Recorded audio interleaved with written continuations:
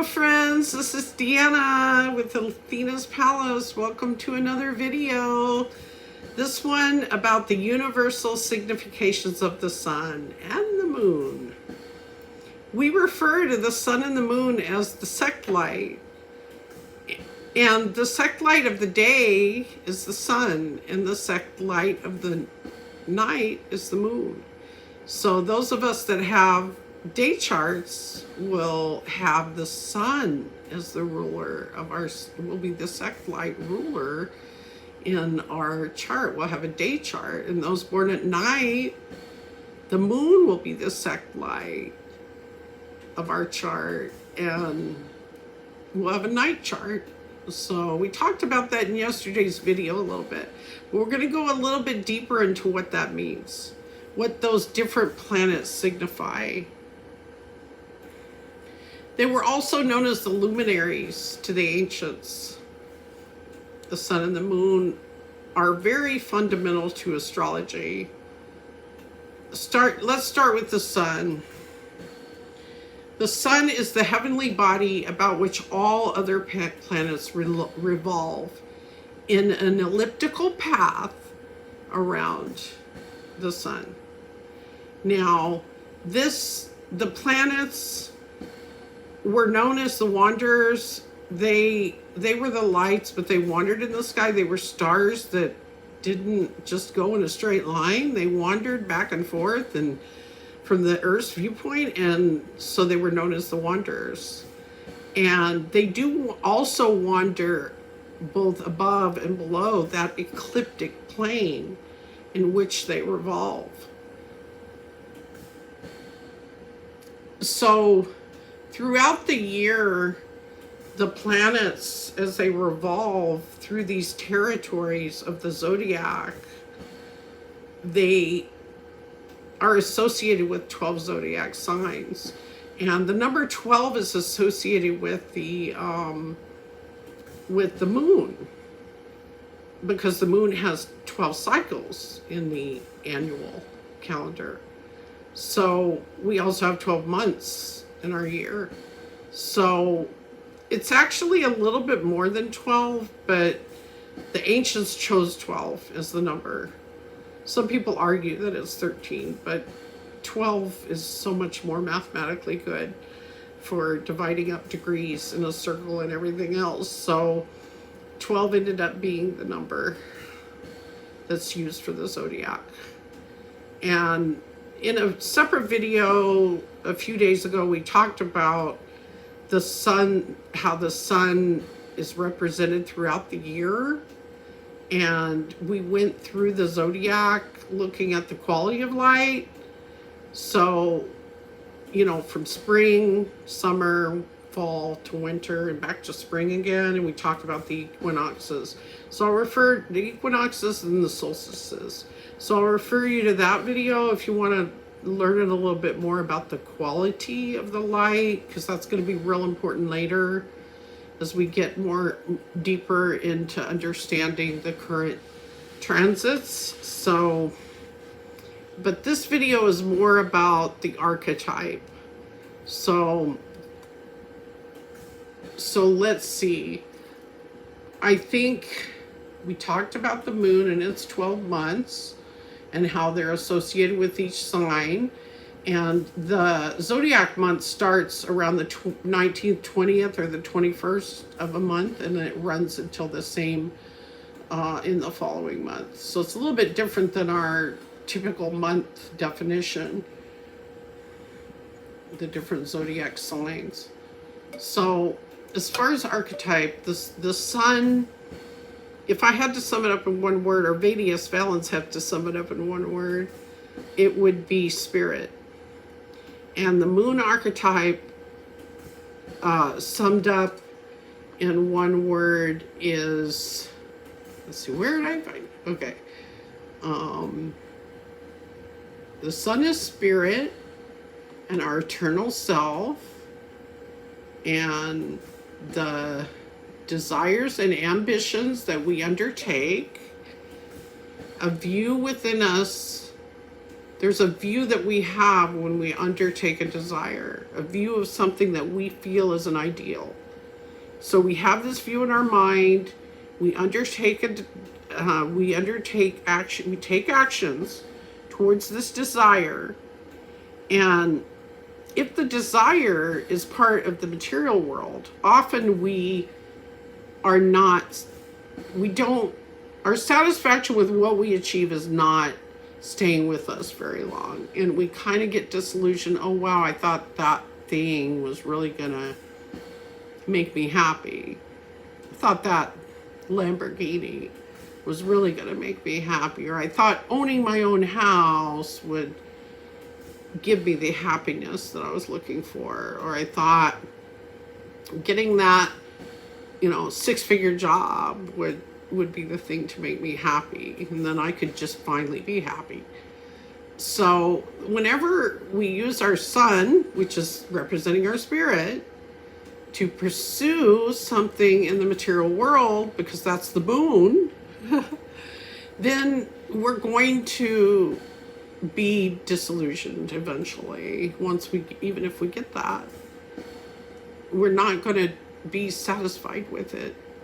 So how do we satisfy the sun? Well, sun represents spirit. So the way that we can satisfy the sun is to undertake something that is an ideal, but something that is outside of the material realm. So I chose 3 different things that I thought would be good examples. One being a loving steward of Mother Earth. So this is something where we can apply ourselves in this world and feel good about it. And, we may encounter challenges, but we can always keep going and feel good about it. And when we apply ourselves to something spiritual, then we're transcending that material world. We're transcending the material desires that we might have pursued previously. So that's one example. Also, I think a second great example is being kind and compassionate to others, whatever we encounter. So we are humans, so we're going to have situations where we're frustrated by what other people do. But if we can transcend that and let everybody kind of be where they're at, be okay with it, then we're truly spiritually sovereign. And we don't have to experience those negative emotions around what other people do. So to me, that was a really good example that kind of summed up the Pluto and Capricorn lessons. And then a third one would be being in service to others or to the earth. So being of service to humanity is what I wanted to focus on, because that's really Pluto and Aquarius. That's a way to do Pluto and Aquarius over the next 20 years. And when we can devote ourselves, and the moon is about devotion, but when we can have an ideal that is more spiritual, sun, then devote ourselves, because the moon can represent devotion to pursuit that the sun is having an ideal vision of. Then we can actually transcend spiritually the material desires and kind of rise up above the wheel of karma, because we're no longer continuing a pattern of doing something for a material gain or to hurt somebody, or karma doesn't have to be bad. It could also be I'm constantly giving and giving and giving and I'm not getting back. That's karma too. You know, we have to learn to take care of ourselves also. So we accumulate that karma from over giving as well. So, you know, we need to take care of our own human spirit also. So the moon itself is related to the mother archetype. I told you that earlier. But it's kind of the gestational realm. It's like the womb space. In this space, we are devoting ourselves towards these ideals and finding out who we are and why we're here, and applying this devotion, actually finding ways to apply it in the material world.